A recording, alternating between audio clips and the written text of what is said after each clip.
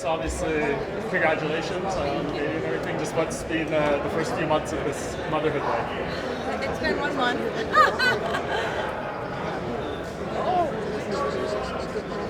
It's been a very tiring 1 month, but she's worth it. She took a lot to get into this world as well. It's crazy how exhausting it can be, but it's so rewarding. Like, we're both, I think, just running on adrenaline, and you turn around, you look at her, and it's just all worth it. And somehow, like, you just keep having energy. But I'll tell you what, I don't know how I'm going to be able to do a fight camp and raise a baby right now. So I'm glad for the time off. Well, I'm curious because you had the baby like a week before you weighed in as the alternate, right? What was that few days like? Honestly, it was super stressful. The baby, she was actually due June 9th, and so the fight card was June 9th, and just the way everything played out became a really frustrating situation, just given life changes happening for me. So Tecia and I had to have a long conversation. We talked about doing the induction, and then, I mean, she had plans of her own, so she came on her own, but to sit here and have a new chapter open for me and the baby come and then turn around and have to leave a few days later was super hard. But I mean, it was fun coming home. Yeah, and I'm sure when you did go on that trip, you saw an opportunity open up for you, right? Amanda retires, we don't know what's going to happen. Is it your expectation that you will fight Julianna Peña for the vacant belt? Absolutely. You know, I sat here and I told them when everything played out that I wanted to be next. I was super frustrated with the way everything happened, but I understand what they were doing with all the Mexican champions and stuff. But now, I'll tell you what, I'd rather get that world title next. So. How do you think that fight goes? Oh, this has been a fight that I've been waiting for since The Ultimate Fighter. So what is that, 2013? 10 years later, there's no way I'm not coming out of that octagon without my hand being raised. So. And just for you, Tecia, we talked when you're still pregnant, you're like, I want to have the baby and like get back in there in pretty short order. Is that still the plan, or is there maybe a new reality set upon you a little bit here? Still the plan. I hope for spring of next year. Unfortunately, I had to have an emergency C-section, so that is delaying things a little bit. But we hope by like September I'll get back to MMA training, hopefully spar by December. I'm going to spar Raquel first, see how that goes.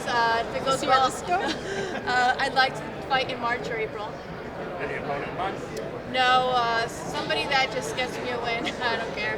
At that point, you know, I need to get back into the rankings and relevant again. Do you still plan on fighting at 115, or like with all the changes, maybe do you fight at 25 then go down or something? This girl is so close back to her walking weight. It's insane. Try living with her. Like, I look at food, I gain weight. Tecia has a baby, she gains a little bit of weight, and then all of a sudden has the baby, and like she's about to be back in phenomenal shape. It's crazy. When was the last time you didn't have abs?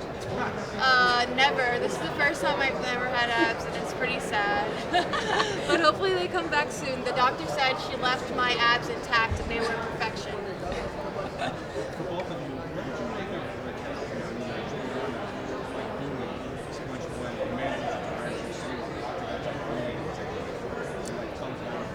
I don't know. I feel like Julianna, she has to find some way to make herself relevant. Nobody wanted to see that trilogy fight. She was running her mouth, and you know, people love that. And I feel like it was just kind of one of those situations.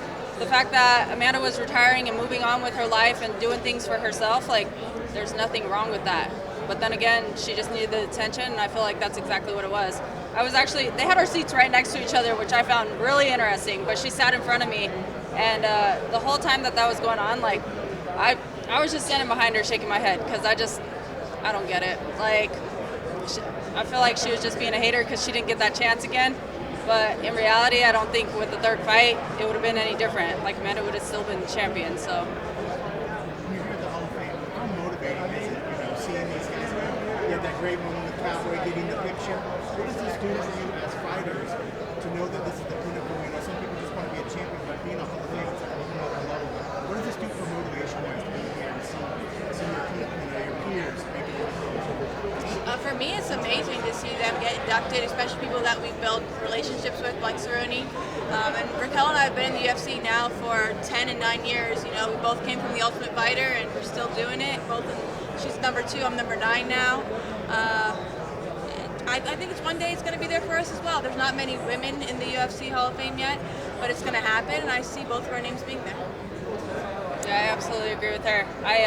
You know, me and Joanna were actually just talking about that today, and we were kind of just talking about, like, when enough will be enough, but then we were talking about how you know, I mean, I was one of the first 10 women to ever sign with the UFC, and I feel like I'm actually in my prime and I'm still grinding, and like I'm only getting better at it. So like Tecia said, I mean, I see that as all of this being our future as well, and it's just, I mean, it's exciting.